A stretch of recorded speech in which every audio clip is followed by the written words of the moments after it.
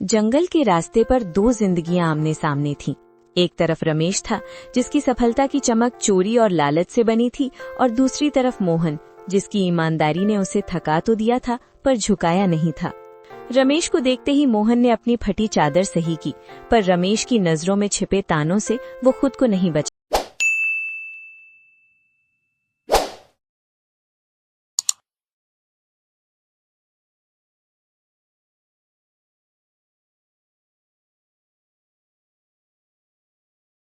जंगल के रास्ते पर दो जिंदगियां आमने सामने थीं।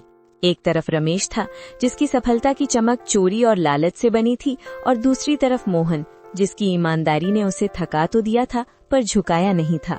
रमेश को देखते ही मोहन ने अपनी फटी चादर सही की, पर रमेश की नजरों में छिपे तानों से वो खुद को नहीं बचा सका। अरे ओ मोहन भाई, कहाँ चले सुबह सुबह अपनी इस बूढ़ी कुल्हाड़ी को लेकर?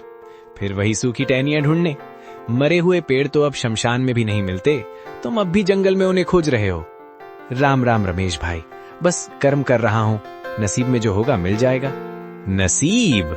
अरे भाई, नसीब हाथों की लकीरों में नहीं, कुल्हाड़ी की धार में होता है। देखो मेरी गाड़ी ताजी लकड़ियों से लदी है, शहर पहुंचते ही गड्डियां हाथ में होंगी, और तुम्हारी हड्डियों की गिनती दूर से हो रही है।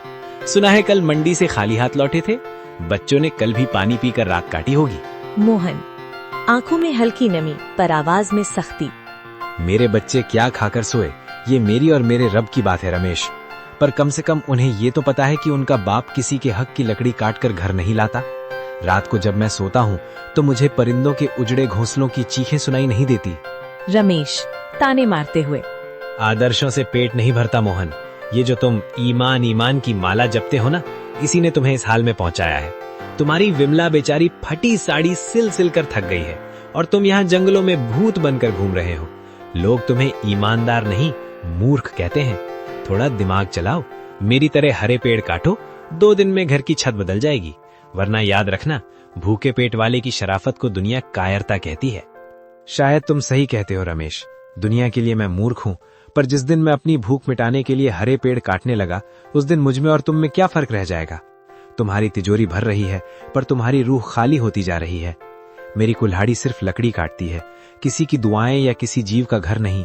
तू अपनी गड्डियां गिन, मैं अपना सुकून ढूंढता हूँ। जाओ जाओ, ये सुकून तुम्हें ले डूबेगा। शाम को जब खाली हाथ लौटोगे और नन्नू को रोते देखोगे, तब पूछना अपने इस सुकून से कि उसकी कीमत क्या है।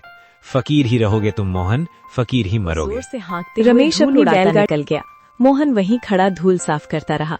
उसकी आंखों में आंसू थे, पर दिल में एक अजीब सा संकल्प। उसने अपनी कुल्हाड़ी मजबूती से पकड़ी और उस घने जंगल की ओर कदम बढ़ा गए, जहां आज उसकी परीक्षा होने वाली थी।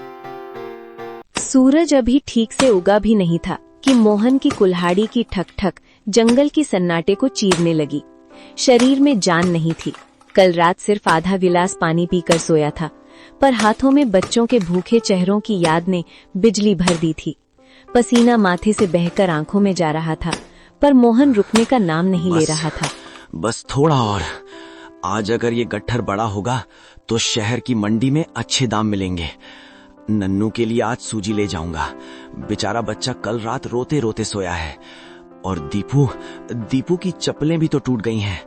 हे भगवान, बस आज ही लकड़ियां बिक जाएं और कुछ नहीं चाहिए। मोहन बड़ी मशक्कत से लकड़ियों का एक भारी गट्ठर अपने सिर पर उठाता है। उसका शरीर कांप रहा है, पर उम्मीद उसे चला रही है।